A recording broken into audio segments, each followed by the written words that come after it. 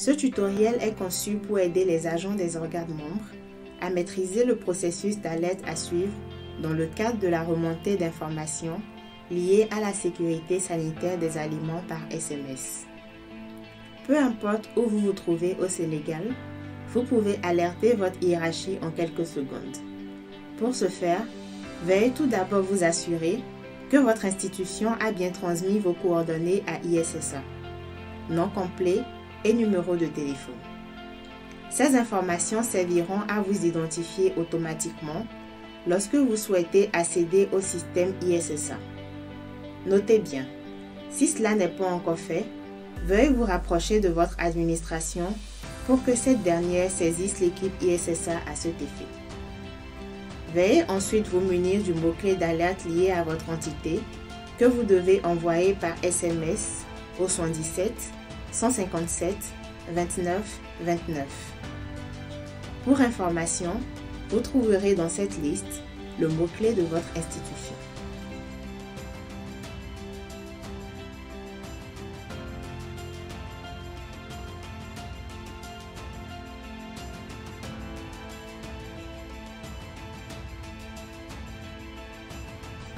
Pour commencer, vous devez taper le mot-clé d'alerte lié à votre entité et l'envoyer par SMS au 77 157 29 29.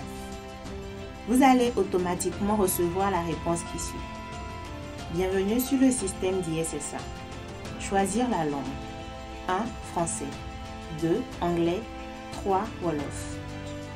Il faudrait ici choisir une des langues qui vous est proposée dans la liste pour continuer. Par exemple, si vous tapez l'option 1 faisant référence au français, le reste des questions vous sera posé en français. Passons à l'étape 2. Entrez votre nom. Dans cette étape, il n'y a pas de choix à faire. Pour continuer, il vous suffira de taper votre nom complet et de l'envoyer. Exemple, Mamadou Diouf. Étape 3. Saisir votre région. Ici, il est question de renseigner votre région.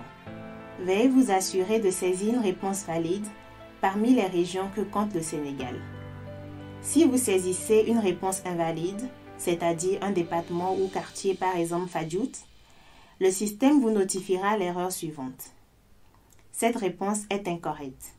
Veuillez rentrer une des régions du Sénégal parmi Dakar, Diourbel, Fatick, Kaffrine, Kaolack, Kédougou, Kolda, Louga, Matam, Saint-Louis, Sédhiou, Tambacounda, Thiès et Ziguinchor.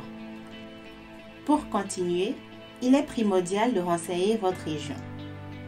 Étape 4. Saisir le quartier ou le village. Pour cette étape, vous devez saisir le nom de votre quartier ou village et l'envoyer pour pouvoir continuer. Veuillez s'il vous plaît renseigner un nom de quartier ou village existant pour mieux alerter. Passons à l'étape 5. Vous envoyez une alerte en tant que 1. Victime, 2. Témoin, 3. Autre. Cette étape est aussi importante et nécessite que l'alerteur fasse un choix parmi les 3 options qui lui sont présentées. Cela devra refléter la situation dans laquelle il se trouve en remontant l'alerte. Un choix devra se faire parmi les points 1, 2 ou 3. Au cas contraire, un message de type réponse incorrecte, choisissez une option entre 1, 2 et 3, lui sera envoyé. Et il devra à nouveau envoyer le bon numéro en fonction de sa situation. Étape 6. Donnez-nous plus de détails sur l'alerte. Cette étape est essentielle pour une bonne prise en charge de votre alerte. Il faudra veiller à ce que le problème soit bien défini avant d'envoyer le message.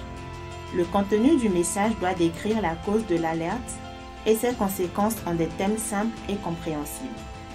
Exemple, j'ai planté du maïs sur une parcelle d'1 hectare, mais il a été infesté par des insectes et de même pour les champs voisins. Passons à l'étape 7. À quand remonte l'événement? Dans cette étape, il s'agit de renseigner la date connue du début du problème. Pour cela, il est important de le faire en suivant les instructions affichées. Par exemple, 08-04-2021, le jour, le mois et l'année à la fin. Si la date est mal renseignée, un message du type « Réponse incorrecte » vous sera envoyé et vous devrez rectifier dans ce cas pour continuer. Passons à l'étape 8, l'étape finale. Merci. Votre alerte a bien été enregistrée. Nous vous reviendrons dans le plus bref délai. Ce message marque la fin du processus. Cela signifie que votre alerte a bien été transmise au service compétent pour que des mesures appropriées soient prises. Bon à savoir, vous pouvez à n'importe quelle étape stopper le processus d'alerte en envoyant 0 tout simplement. Cela permet au système de reconnaître que vous n'avez pas eu de problème de réseau, mais que vous avez décidé de quitter et donc d'annuler le processus d'alerte. Exemple, si je tape 1 et j'envoie, je reçois un message de type « Votre tentative d'alerte a été annulée avec succès ». Notez-le, remonter une alerte permet d'obtenir une assistance appropriée dans les meilleurs délais. Les données communiquées sont uniquement accessibles à mon institution. Remonter une alerte est totalement gratuite.